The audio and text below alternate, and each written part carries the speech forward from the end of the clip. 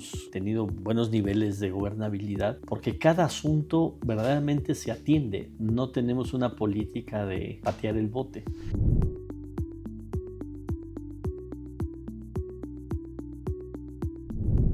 Hola, buenos días, secretario. Hola, ¿cómo estás? Hoy nos Buenos encontramos días. en el corazón de la Ciudad de México, en el Zócalo capitalino, Así es. para dar un repaso con el secretario de Gobierno de la Ciudad de México, un repaso a lo que ha sido este año en cuanto a gobernabilidad y los retos que hay en la Ciudad de México. ¿Me puede hacer un repaso de cuál ha sido el mayor reto para la gobernabilidad, tanto social como políticamente, en este 2025? Bueno, digamos que el mayor reto es mantener cercanía con la gente, que la gente sepa que tiene un gobierno con el que se puede hablar, con el que se puede dialogar, con el que hay canales justamente de comunicación. Y en ese sentido, la verdad es que la tarea nos la facilita mucho la jefa de gobierno, Clara Brugada, primero por su estilo justamente de gobernar cerca de la gente, pero también por las dinámicas que se han generado, por ejemplo, con el Zócalo Ciudadano, donde hoy la gente cualquier martes puede llegar y puede traer 3, 4 asuntos que resolver y en una tarde ve a 3, 4 secretarios del gobierno de la ciudad y van avanzando sus temas. Y si alguno se atora y no avanza, pues viene 15 días después, un mes después y otra vez aquí se le atiende. Ese tipo de canales que hay son muy buenos porque distensan, porque generan posibilidades, insisto, de diálogo y que la gente se sienta escuchada y sienta que puede acceder a los funcionarios del gobierno y a la solución de sus problemas. Otro tema es que justamente hemos tenido buenos niveles de gobernabilidad porque cada asunto verdaderamente se atiende. No tenemos una política de, como dicen coloquialmente, de patear el bote, sino de verdaderamente entrarle a los temas, ver cómo puede haber opciones de solución o cómo puede haber contrapropuestas a una demanda social. Y respecto a la gobernabilidad política, bueno, ha sido un año que hemos tenido buen diálogo con la oposición, a pesar de que hay una mayoría sólida en el Congreso de la Ciudad, pues todos los temas se atienden por parte de todos los grupos parlamentarios, la agenda de todos va avanzando y yo creo que, bueno, antes de llegar al 2027 pues todavía podemos caminar. Después, bueno, pues ya vienen otros momentos políticos. O yo diría, antes del 15 de noviembre teníamos una comunicación muy fluida. El 15 de noviembre sucede algo que por supuesto no nos gusta y que por supuesto denunciamos, que es la intromisión de 2 alcaldías y de personas de la oposición pues metidas en los hechos que ocurrieron el 15 de noviembre aquí justamente en el Zócalo, que fue una gran provocación y que dijimos, bueno, nosotros hemos sido muy responsables en el manejo de la relación con la oposición, pero también hay asuntos que nos parece que no deben de ser pasados por ahí. Echando la mirada atrás, de los retos que tenían para 2025 y ya acabando el año, ¿puede considerar que se han cumplido sus retos para este 2025? Se ha avanzado mucho en los planteamientos que hizo la jefa de gobierno en la campaña. Hoy tenemos echado a andar el primer bloque de utopías en la Ciudad de México. Los proyectos de los cablebuses también están echados a andar. Las nuevas secretarías, bueno, pues desde el inicio se echaron a andar. Toda la política social como el Mercomuna, como desde la cuna, como el apoyo a transporte a los jóvenes estudiantes. Y yo creo que en un primer año, luego siempre cuesta echar a andar la maquinaria del gobierno, pero en este caso creo que ha avanzado bastante bien. Nos encontramos también recurrentemente con los mismos problemas como toda gran ciudad, ¿no? O sea, la gentrificación, los despojos y el costo de la vivienda. En materia de despojos, ¿cómo está trabajando el gobierno de la Ciudad de México para evitar estas prácticas? Bueno, hicimos un gabinete que justamente recae en la Secretaría de Gobierno, donde está la Fiscalía, donde está el Registro Público de la Propiedad, la Secretaría de Seguridad Ciudadana, donde también hablamos con el Poder Judicial para revisar todas las peticiones de los ciudadanos de atender un posible despojo o un presunto despojo. Puedo decir que hemos logrado primero esa coordinación que es muy importante. Segundo, decir que ya hemos retornado a sus dueños decenas de inmuebles. Tercero, hemos parado despojos, o sea, que se estaban cometiendo en cierto momento, que la gente llama y vamos y se detiene. No se logra que no se consuma el despojo. Y es un tema que nos estamos organizando mejor porque más allá de parar lo que pueda estar sucediendo en este momento, hay una gran cantidad de inmuebles que la gente dice, hoy sufrí esta situación hace 10 años. Imagínate, o inmuebles asegurados por la Fiscalía que también tienen varios años asegurados y que por luego trabas administrativas, burocráticas, no se le regresa el inmueble al dueño, o que hay disputas entre posibles dueños y ambos que están litigando lo están haciendo con documentos apócrifos, que eso también es todo un tema. O sea, la verdad es que el tema del despojo sí es un tema complejo porque hay muchos factores que juegan, pero ya hemos venido avanzando. Pero también relacionado con el tema de las rentas y el precio de la vivienda, cada vez se escuchan más personas que están desplazadas por el aumento del precio del alquiler. Conocemos personas que me rentan el departamento 3 extranjeros y decidimos de rentárselo a ellos, ¿no? Entonces, la Ciudad de México, ¿cómo va a controlar esto? Sobre todo el próximo año, que es un año decisivo por la celebración del Mundial de Fútbol aquí en la Ciudad de México. Hay un bando que emitió la jefa de gobierno, que es el bando 1, justamente en contra de el excesivo costo de la vida en algunas zonas, que obviamente cuando hablo del costo de la vida, pues uno de los factores fundamentales o el factor fundamental es el costo justamente de la vivienda, tanto en renta como en compra. Y a partir de ese bando se han venido realizando acciones y hemos venido también informando a la gente de distintas situaciones. Primero, de que hay ya una ley vigente en esta ciudad donde nadie te puede aumentar la renta más de lo que aumenta la inflación.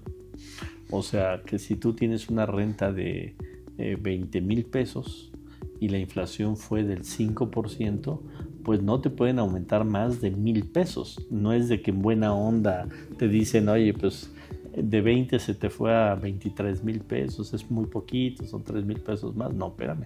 La ley dice que no me pueden aumentar más de lo que aumente la inflación. Entonces, eso lo estamos dando a conocer para que todos los habitantes de la ciudad sepan sus derechos. Segundo, bueno, se está formando una figura que tiene que ver con asesorar a inquilinos, pero también a gente que renta sobre sus derechos y sobre ayudarles cuando quiera haber una acción, digamos, ventajosa de alguna de las partes. Hay unas zonas que ya se está trabajando porque son zonas que le llamamos de tensión inmobiliaria, que ha crecido más el precio de la renta o de la venta de inmuebles más allá de lo que ha crecido en el resto de la ciudad.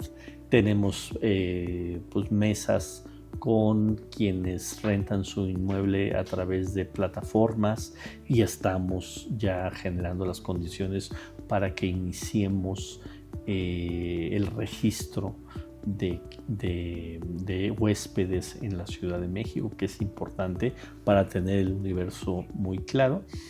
Y un factor fundamental en esta ecuación, que es inversión de vivienda accesible por parte del gobierno de la ciudad. Y para eso este año el Instituto de Vivienda tiene 9,000 millones de pesos y el próximo año tendrá una cantidad igual de recursos, porque eso es lo más importante. O sea, si nosotros en ciertas zonas empezamos a construir vivienda a precios más accesibles, pues ayudas a regular un poco el mercado de una zona. Pero si hay una ausencia del Estado y todo se lo dejas al mercado, pues entonces pues hay zonas que se van a volver verdaderamente imposibles. Entonces, y para ello ya tenemos las medidas para que la vivienda que hace el INVI, los procesos, digamos, de autorización sean mucho más rápidos, pero después lo queremos llevar a que también las viviendas accesibles que hagan los particulares también tengan un procedimiento de aprobación más rápido. Entonces, creo que ahí a todos nos conviene, porque también ya algunas zonas el mercado ya se redujo mucho, porque como los precios son muy altos de vivienda, pues también los desarrolladores pues ya no se mueve de la misma manera las construcciones que van realizando. Entonces a todos nos conviene que tengamos vivienda donde pueda acceder una buena parte de la población y no se vuelvan inaccesibles. Y este año ya se entregaron las primeras viviendas del INVI. Sí, claro, este año ya se entregaron las primeras viviendas del INVI y varias de ellas ya en estas zonas, que es importante. O sea, luego se piensa, bueno, la vivienda popular pues tiene que ir en ciertas zonas de la ciudad. No, puede haber vivienda accesible en cualquier zona de la Ciudad de México, insisto, para compensar estos fenómenos que están ocurriendo. ¿Hay un plan de reserva de porcentaje para vivienda popular por zonas? Sí, bueno, insisto, hay recursos suficientes para que crezca el suelo que pueda comprar el INVI, que era parte del problema. O sea, el INVI primero, bueno, había una política de que no compraba suelo. Después después en años anteriores se hizo la valoración y se dijo, no, pues si el área de vivienda del gobierno no compra suelo, pues entonces todo se lo estamos dejando al mercado. Entonces, al ya meterse a la compra de suelo y al construir no solo en zonas populares, sino en zonas medias y hasta en zonas medias altas, entonces eso hace que puedas influir en todas las zonas de la ciudad. Un tema que también usted es experto por el puesto que traía anteriormente es sobre la recuperación de edificios por el sismo del 2017. Sí. ¿En qué estatus está ya la entrega de todas las viviendas? Pues prácticamente cerrando, ya toda la vivienda unifamiliar está entregada. La multifamiliar está prácticamente toda en obra. Por ahí hay 1 o 2 edificios que más bien por conflicto entre los propios dueños del edificio, que unos piensan una cosa y otros otra, o que hay litigios internos, no han avanzado, pero prácticamente está vivienda unifamiliar al 100% y multifamiliar yo diría que al 99% ya de su conclusión. Okay. Este tema de la vivienda nos lleva al tema de la gentrificación y a las 2 marchas que hubo este año en la Ciudad de México. Más allá de solo el reclamo, que es el de la gentrificación, todo el tema que se trasladó, ¿no?, a la violencia también por las marchas. ¿Cuál es su opinión y si piensa usted que el año que viene se podrían evitar este tipo de circunstancias en la ciudad? Bueno, nosotros garantizamos que la Ciudad de México sea una ciudad de libertades, donde todo el mundo pueda manifestar sus opiniones, pueda manifestarse en contra de situaciones que ocurren en la ciudad. Aquí no queremos que todos pensemos igual, aquí hay diversidad de opiniones, pero lo que sí ponemos siempre en el centro de la discusión es que ya cuando en una manifestación hay actos que afectan a un tercero, pues ya se desvirtúa la razón de ser de esa manifestación. Entonces nosotros permanentemente estamos pidiendo a quienes organizan marchas que se deslinden de quienes hacen actos violentos, porque primero no le ayuda a su propia causa y segundo porque le afecta a un tercero. Por ejemplo, en el 2 de octubre los organizadores de la marcha claramente esa misma noche salieron y dijeron: nosotros estamos en contra de este tipo de acciones, a diferencia de la del 15 de noviembre, que los partidos políticos opositores que estuvieron atrás de esa marcha pues no se deslindaron, al contrario, casi criticaron que el gobierno de la ciudad a través de su policía no hubiera permitido pues que hubiera desmanes en Palacio Nacional. O sea, parece que ese era el objetivo de esa acción que buscaban. Entonces, hoy ya los protocolos, cuando vemos que hay un grupo de personas que vienen encapuchadas, que traen una mochila, etcétera, pues sí pedimos revisar estas mochilas, porque bueno, si no tienes nada que ocultar y usas capucha, bueno, pues, y traes una mochila y vemos que esa mochila está muy pesada, etcétera, pues sí nos hemos encontrado con martillos, con de estos picos, nos hemos encontrado con gases y con muchas herramientas que no tienen razón de ser en una marcha pacífica. Entonces, ¿usted qué checa más? Las marchas, ¿el enojo social o en ocasiones a causas organizadas para crear un ambiente de crispación? Completamente organizadas. Mira el discurso muy forzado que busca imponer la oposición, es que hay una gran molestia ciudadana, una gran molestia social.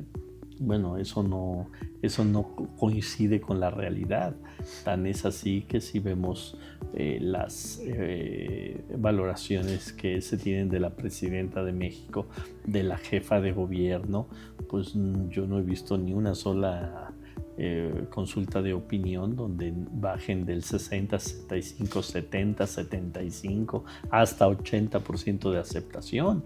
La gente está contenta con el proceso de transformación, pero la oposición quiere generar una percepción distinta y luego ellos tienen algunas redes sociales donde tienen mucha influencia en esas redes sociales y creen que esa es la realidad, pero no, la realidad la vemos todos los días en las calles, la vemos con el ánimo de la sociedad, que ven que sigue avanzando, que sigue creciendo el salario mínimo, que siguen las obras públicas, que siguen los programas sociales, que está avanzando un proyecto que lo que busca es transformar este país, esta ciudad y transformarla en beneficio de las mayorías.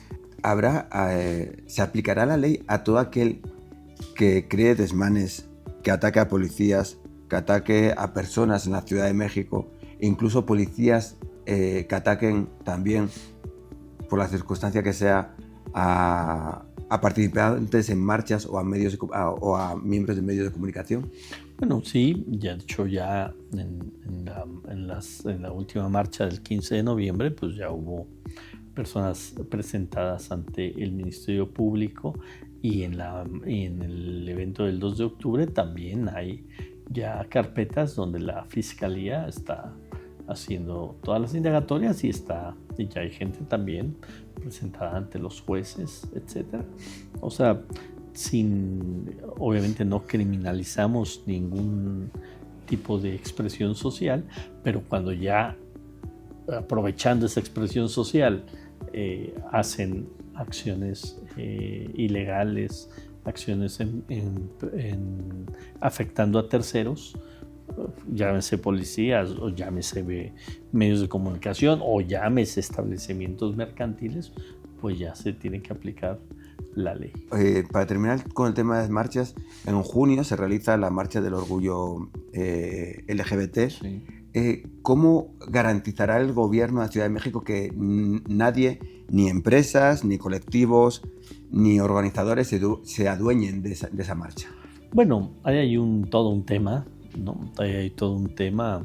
La del año pasado pues, fue la primera que nos tocó acompañar a este gobierno. Vimos algunas situaciones que nos parece que se tienen que ir modificando. Creo que una marcha de este tipo es una marcha que le pertenece a todo un colectivo, bueno, a una serie de colectivos más bien, pero que también le pertenece a una ciudad, que es una ciudad que ha venido siendo punta de lanza de los derechos de la comunidad LGBT, no debe de ser propia de nadie. Además tiene que convivir ahora con el mundial, porque va a ser en pleno mundial. Aquí vamos a tener las sedes de la FIFA, de lo que le llaman el Fan Fest. Entonces vamos a tener que hacer obviamente modificaciones importantes porque converge con el mundial.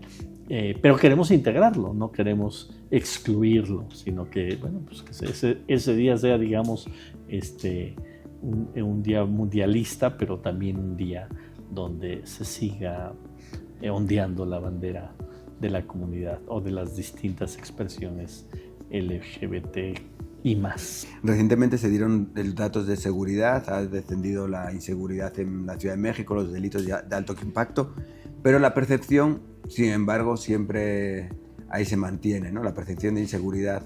¿Qué le puede decir usted a la ciudadanía sobre este tema? Bueno, que los datos son muy claros que han bajado los índices de inseguridad. Como bien dices, los delitos de alto impacto, todos han bajado del año pasado a y que además viene pues, una baja consistente del 2019, que fue el primer año de la doctora Sheinbaum como jefa de gobierno al día de hoy, con algunas variaciones, pero en general viene hacia la baja. Tenemos que trabajar más en el tema de la percepción, que tiene que ver desde más cercanía de la policía con la gente, con las comunidades, atender fenómenos. Se tiene, por ejemplo, como la extorsión, que se modificaron el Código Penal de la Ciudad de México para que equiparáramos delitos de extorsión con tentativa de extorsión a las mismas penas, donde le facilitamos a la gente la posibilidad de la denuncia, hasta con una llamada ya empezamos a actuar con los protocolos, o este tema de despojos que acabas de mencionar, o jóvenes tomando en las calles, que también genera, o las famosas chelerías, que tenemos todo un programa que es estar cerrando toda la venta de bebidas alcohólicas en vía pública o en lugares que no cumplen con la norma. O sea, todo eso es lo que genera una percepción, pero también genera una percepción, y eso pues, y es complicado ya en estas épocas, ¿no? Que alguien suba en ese momento, oye, me pasó una situación difícil en las calles, y entonces también se genera un impacto como si nos pasara a todos, pero lo entendemos, eso es parte de los tiempos que vivimos y tenemos que trabajar con estas nuevas realidades. Y un caso que marcó este 2025 también fue las colaboradores de la jefa de gobierno. ¿Eso también puede acentuar más esta percepción de inseguridad para la ciudad? Sí, bueno, primero lo doloroso que fue para todos nosotros que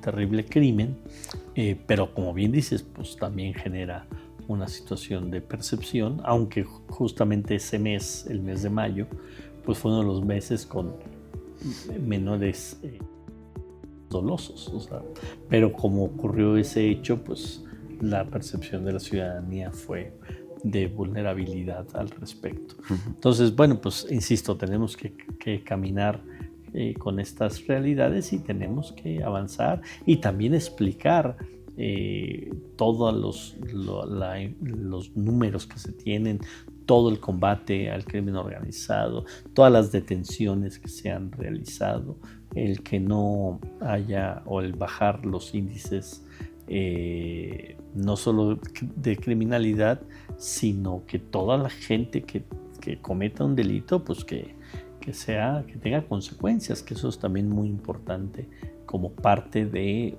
una percepción de no impunidad. En el 2019 usted hablaba de operativos, apenas se llegaron a hacer unos 10 operativos nocturnos, en el 2015 van más de 1000, más de 1000. En 2025. En 2025, exactamente. ¿Esto refleja mayor control o mayor intención del gobierno por dar más seguridad a la ciudadanía? Bueno, por ejemplo, el operativo Las Noches de Todos se intensificó, tiene más personal, tiene más días, tiene más inmuebles visitados, pero también tiene más comunicación con los que operan un centro nocturno, etcétera, porque tampoco queremos apagar, digamos, los espacios de diversión, pero sí que sean responsables, que sean corresponsables. Obviamente hay situaciones que no se pueden hablar, por ejemplo, si hay venta de alcohol a menores, o si hay riñas, si hay violencia, venta de drogas, pues eso no se habla, pero sí tienen muy altos índices, grados, por ejemplo, de ruido. Bueno, pues si hablamos con el responsable del lugar y le decimos, a ver, baja, no te voy a clausurar ahorita, baja los índices de ruido que tienes, porque estás molestando a tus vecinos y vamos a estar verificando que lo hagas o que ocupen las banquetas los clientes, pues igual ahí hablamos con ellos, etcétera, o que cierren después de la hora.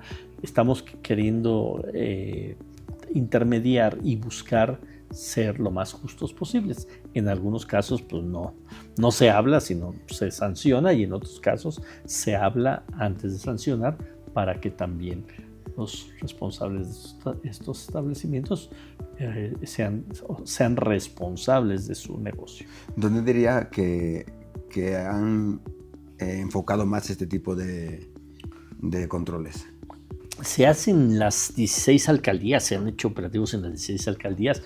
Donde más establecimientos hay, pues es aquí en la Cuauhtémoc, Benito Juárez, Miguel Hidalgo, Iztapalapa, Gustavo Amadero, Álvaro Obregón, Coyoacán, digamos que son las 7 alcaldías donde más establecimientos mercantiles hay y donde más trabajo se hace, pero también hemos ido a Milpalta, Coajimalpa, a las 16 alcaldías.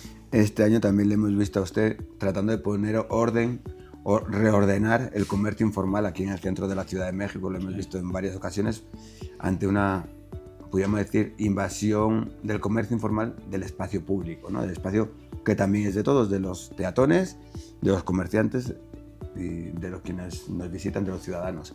Y el año que viene pues también se enfrenta a una imagen pública, ¿no? El comercio informal.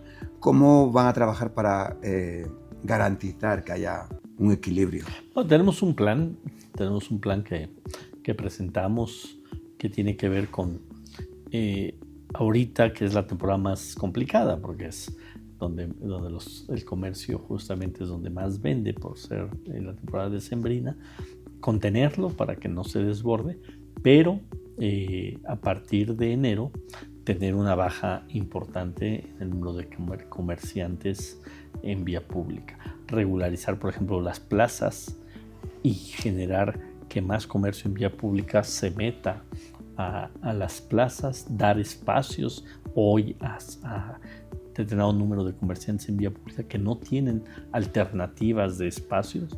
Queremos prácticamente a todos ofrecerles espacios en plazas, en lugares cerrados, para que lo puedan realizar y bajar de un número importante ahora en enero, y después a mitad de año bajar otro número importante para que, como bien dices, todos convivamos. O sea, no se trata de criminalizar el comercio en vía pública, pero se trata de ordenar y de que el espacio público sea compartido entre todos. O sea, no se vale que por alguien poner un puesto tape toda una banqueta o tape la entrada de un establecimiento mercantil, o deje sucio o venda mercancía ilícita, etcétera. Entonces todos tenemos que ser responsables. Entonces sí va a haber una reducción importante en el comercio en vía pública. Y sobre el comercio informal en los alrededores del Estadio Azteca, de hecho esta semana fue noticia acuerdos que se hicieron sobre esto, que los gobiernos municipales en Guadalajara y en Monterrey, aquí el gobierno de la Ciudad de México, garantizarían que no habría comercio informal en los alrededores de los estadios. Sí, ahí teníamos un puente que estaba lleno de comerciantes, se les va a hacer un mercado público, ya está en construcción y ya hay el acuerdo. En otras zonas alrededor, ahora donde va a pasar las nuevas formas de transporte que va a haber en la zona, también vamos a reordenar algún mercado que hay en vía pública en esa zona. Entonces sí, pero estamos, como bien dices tú, platicándolo con los dirigentes, platicándolo con los comerciantes y llegando a acuerdos. Transporte, habla de transporte, vemos mejorías línea 1, vemos que va a haber más cablebús, se emitió un bono, no sé si fue esta semana o la semana pasada, porque tenemos más cablebús. ¿Cuál es el reto de la Ciudad de México en el tema de transporte público? Bueno, ahora para cablebuses viene la línea Milpalta-Tláhuac, viene la línea Contreras-Álvaro Obregón y viene la línea de Tlalpan. O sea, 3 nuevas líneas de cablebús que van a iniciar los 3 el próximo año, que ya están en las consultas con las poblaciones y en los proyectos ejecutivos. Creo que ese medio de transporte ya demostró que es eficiente, las 3 líneas que actualmente existen en la ciudad. También tenemos, así como mejoró la línea 1, ahora va a haber una inversión importante en la línea 3 del metro. Se están construyendo más kilómetros de ciclovías. Ahora pues una ciclovía que viene del centro hasta Periférico Sur, pasando por justamente el Estadio Azteca, por todo Calzada de Tlalpan. El tren ligero que viene de Xochimilco a Tasqueña va a tener 17 nuevos vagones, 17 nuevos trenes, y eso va a hacer que se agilice la circulación y la movilidad de la gente. O sea, es una ciudad que está evolucionando, en pláticas con el transporte concesionado, tanto de taxis como de microbuses, autobuses, para la conversión de unidades, para que sean más modernas y sean más accesibles con el medio ambiente también, etcétera. Entonces, pues es un tema que esta ciudad, la verdad es que ha avanzado mucho desde que hay gobiernos de izquierda aquí en la Ciudad de México, pero que en los últimos años se ha acelerado con novedosos sistemas de comunicación como los cablebuses. Y déjame añadirle el tren insurgente en Observatorio en enero. Sí, bueno, pero son inversiones del gobierno federal, pero en efecto van a beneficiar a la ciudad. Sí. El tren a la IFA también. Y va recorriendo el tren también hacia Querétaro. O sea, esos son líneas que van a ayudar mucho a la conectividad de la ciudad. Sí, en efecto hay una gran inversión pública federal también en estos 3 trenes que si bien no son solamente de la ciudad, pero sí va a ayudar a los habitantes de la ciudad para ir a la IFA, para tener mucho más cerca el AIFA, para ir a Querétaro, o el tema de Toluca. Sí, claro que es una inversión importante también. Ya para terminar, ¿cuáles serían los retos de su secretaría y del gobierno de la Ciudad de México para el 2026? Bueno, tenemos un gran reto. Yo digo la ciudad en su conjunto, el gobierno, empresarios, ciudadanía en general, pues de tener un gran mundial no solo desde el punto de vista deportivo, desde el punto de vista del espectáculo, sino desde el punto de vista de las inversiones, de la derrama económica, de la cohesión social.